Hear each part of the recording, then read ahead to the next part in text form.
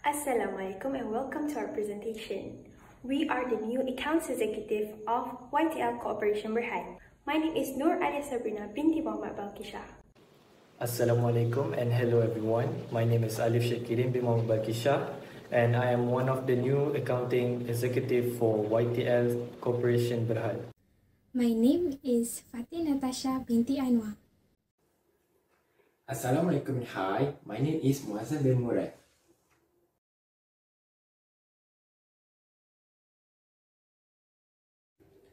Now, let's take a look into the company's background. YTL Corporation Berhad is an integrated infrastructure developer domiciled in Malaysia, with international operations, investment and project under development in countries that also including Singapore, the United Kingdom, Australia, France, Indonesia, Japan, Jordan, Myanmar, the Netherlands, Thailand and Vietnam. Amongst the company's key businesses are utilities, operating and maintenance activities, high-speed rail, cement manufacturing, construction contracting, property development, hotel and resorts, technology incubation, real estate investment trust, and carbon consulting. YTL Corporation serves more than 12 million customers across 3 continents. YTL Corporation is one of the largest companies listed on the main market of Bursa Malaysia Securities Berhad and is a component of the FTSE Bursa Malaysia 70 Index, as well as the FTSE 4 Good Bursa Malaysia Index. YTL Corporation has a secondary listing on the prime market foreign stock segment of the Tokyo Stock Exchange and was the first non-Japanese Asian company to the list on the Tokyo Exchange in 1996. According to MFRS 8 operating segment, there are 3 factors to be considered in having a segment reporting. The first factor to be considered is the nature of goods and services for each segment. This is to differentiate the product and services conducted by the company. The second factor is the existence of CODM in charge. This is to review the internal control process for management account. The third factor is the impact of the information that will be disclosed. MFRS 8 does not contain the competitive harm exemption and requires the entity to disclose their financial information provided by the CODM. CODM, or the Chief of Decision Maker, is a function and not necessarily a person.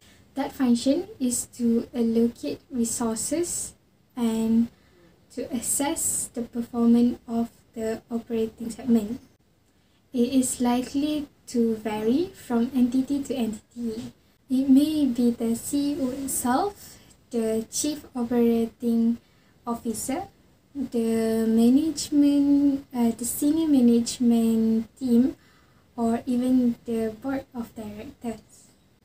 The person with the title of CODM is not relevant unless the person is responsible in making a strategic decision for the entity's operating segment. As for the YTL Corporation Berhad, they did not state clearly the CODM of the company. Therefore, the executive chairman, the Tan Sri Francis Yosok Ping, or the managing director Dato Yosok Kian could be the CODM of the company. There are 2 types of segment, which is business segment and geographical segment. Business segment is a portion of the business that generates revenues from selling products or providing services.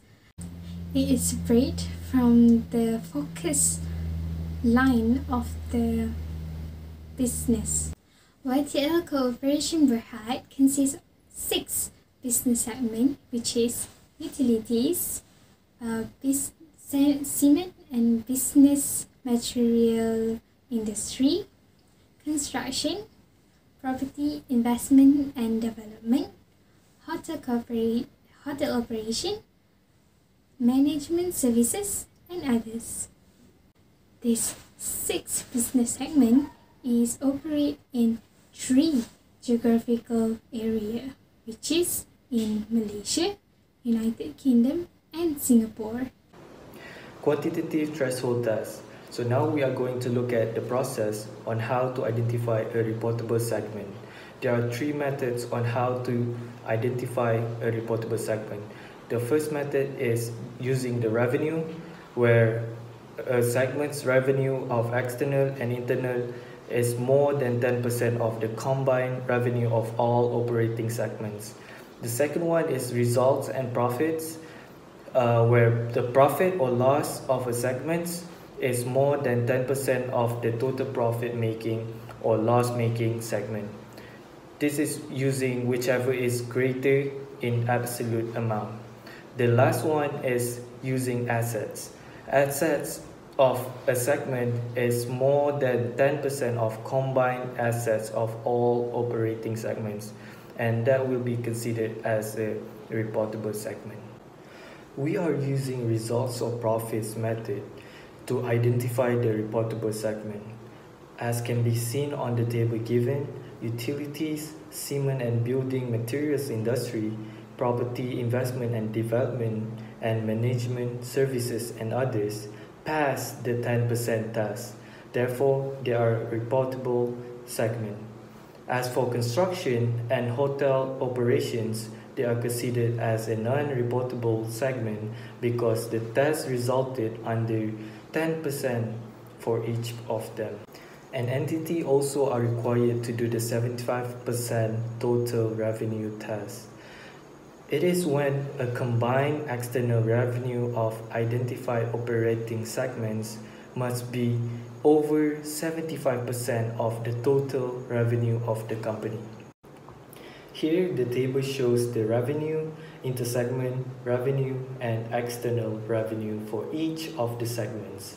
External revenue of only the reportable segments must be added up and divided by the total revenue. And as for this case, YTL met the requirement, which are 75% with a result of 90.64%. This is the adjusted segmental report after the adjustment, and this is the original segmental report by YTL Corporation Berhad.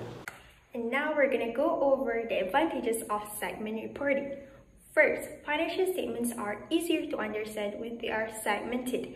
This is due to the fact that segment reporting emphasizes the performance of various segments of a company. As a result, it aids in the evaluation of a company's sustainability and growth. Second, segment reporting makes it simple to identify profit-making and loss-making segments.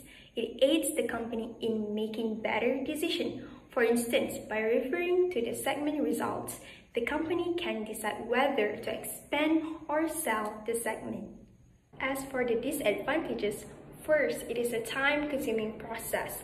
There are many disclosures required in the case of segment reporting. Therefore, it takes time and effort to put together. Second, data manipulation.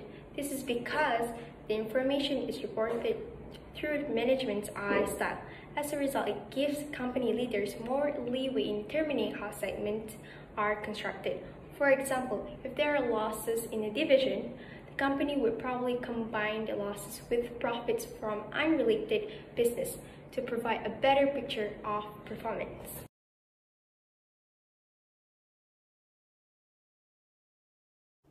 Now, I will explain the basis of preparation of the interim report. There are 2 bases of preparing the interim report. Firstly, the integral method. It takes the view that the interim report is a part and parcel of the larger annual financial reporting cycle, in other words, as a fraction of the annual period. Under this method, the function of interim reporting is predominantly to predict and explain the financial information for the full financial year. Items are therefore recognized in interim period on the basis of estimating the total annual revenue and expenses, and allocating them to the interim period accordingly. The second method is the discrete method. It takes the view that each interim period should be treated as an accounting period distinct from the annual cycle. Incomplete transactions are treated according to the same principle as applied at the year end. This has the advantage that the elements of interim financial statement are defined in the same way as for the annual financial statement. Under this method, interim reports are intended to predict and explain the financial position and financial performance for the discrete period. 2. The discrete period may be a segment of the annual period. Therefore, YTL Corporation Berhad is using the discrete method as the basis of preparing the interim report. This is because the interim financial report is unaudited and has been prepared in accordance with Malaysian Financial Reporting or MAC2204A interim financial reporting. The explanatory notes contain an explanation of the events and transactions. These explanatory notes are significant to the understanding of the changes in the financial position and performance of the company since the financial year ended 30th June.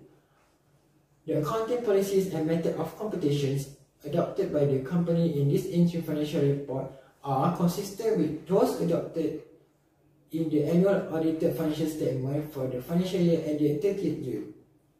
The condensed consolidated interim financial statement should be read in conjunction with the audited financial statement of the company for the year ended 30th June. Now we're going to discuss the accounting policies used in preparing the interim report. First one is borrowing costs. Borrowing costs includes interest and other costs incurred by the group and the company in connection with the borrowing of funds. The borrowing costs are capitalized as part of the cost of qualifying asset only if they are directly attributable to the construction or production of that asset. Borrowing costs are capitalized until the assets are substantially ready for use or sale. All other borrowing costs are recognized as an expense in an income statement in the period which they are incurred. The second accounting policy is provision. A provision shall be recognized if they meet all the three requirements. The first requirement is when there is a present legal or constructive obligation arising from past event. The second one is when it is probable that an outflow of economic benefits will be required to settle the obligation. The third one is if a reliable estimate can be made. The provisions are reviewed at each reporting date and adjusted to reflect the group's and the company's current best estimate. Type of interim report. Basically, there are three types of interim report, which is bi-monthly report, semi-annually report, and quarterly report. Bi-monthly report is a report that consists of 1 month, while semi-annually report is a report that consists of 6 months for a financial year. And quarterly report is a report that consists of 4 quarters. As for YTL Corporation Berhad, their interim report prepared by them is the quarterly financial report. As for the year assessment of 2022, that start from 1st July of 2021 until 30th June of 2022. Their interim report consists of 4 quarters. The first quarter starts from the 1st July of 2021 until 30 September of 2021. The second quarter starts from the 1st October of 2021 until 31st December 2021. The third quarter starts from 1st January of 2022 until 31st March of 2022. And the fourth quarter starts from 1 April 2022 until 30 June of 2022. Now we are going to look at the period for the current and comparative of each statements prepared by YTL. The first statement is Statement of Financial Position. The current interim has a reporting period of 3 months and the reporting dates starts at 1st April 2022 until 30th June 2022. And the comparative end of the year has a reporting period of 12 months and reporting date starts at 1st July 2021 and ends at 30th June 2022. Next, we are going to look at the income statement and other comprehensive income.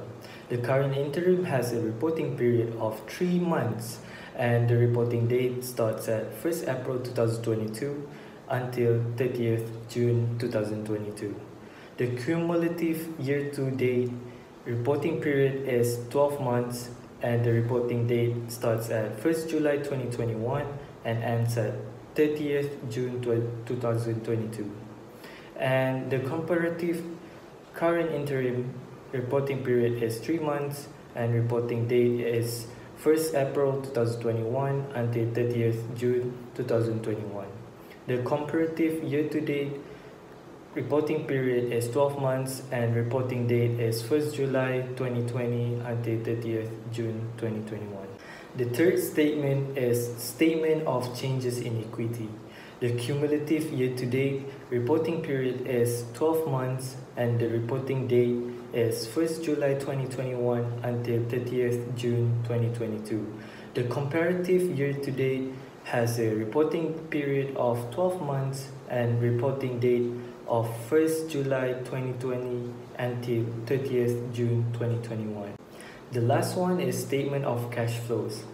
The cumulative year-to-date has a reporting period of 12 months and reporting date of 1st July 2021 until 30th June 2022.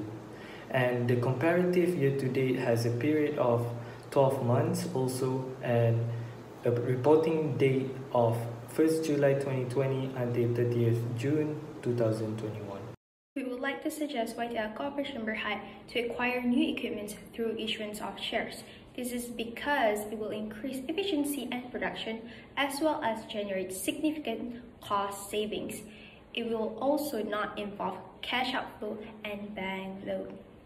On 1st April 2022, YTL Corporation Berhad purchased 3 new equipments amounted to 3 million ringgit by issuing new ordinary shares. The useful life of the new equipments are 5 years. It is the policy of the company to depreciate non-current assets using straight line method on a monthly basis. So this is the journal entry. So first we would debit new equipments by 3 million and then credit ordinary shares by 3 million. We would also debit SOPL by 150,000 ringgit and credit accumulated depreciation by 150,000 ringgit. So as at 30th June 2022, the carrying amount of the new equipment is at 2,850,000 ringgit. The following is an extract of 4th quarter statement of financial position as at 30th June 2022 before adjustment was made and after adjustment was made. We would like to suggest YTL Corporation Berhad to enter into a sale and leaseback agreement. This is because the company can obtain more cash and the asset that is involved in the agreement can still be used to carry out its business. On 30th June 2022, YTL Corporation Berhad entered into a sale and leaseback agreement with Berjaya Berhad for one of its plants at the fair value of 2 million ringgit. The plant was purchased by YTL on 1st July 2021 at a cost of 2,500,000 ringgit. YTL agreed to pay 4 equal annual installments of 700,000 ringgit starting from 30th June 2022. The interest rate implicit in the lease agreement is 10%. The useful life of the plan is 5 years. For sale and leaseback agreement, it is important to determine who has control over the plant, since the lease term of 4 years is a major part of the remaining useful life of the plant. Therefore, YTL has control over the plant, which means YTL has the ability to obtain all the remaining benefits from the plant. Thus, the transfer is not a sale transaction. YTL shall recognize the proceeds on sale and leaseback at bank account and treat it as financial liability. The annual payment by YTL is a payment of financial liability on the use of the asset. No interest would be charged on 30th June 2022. So this is the journal entry.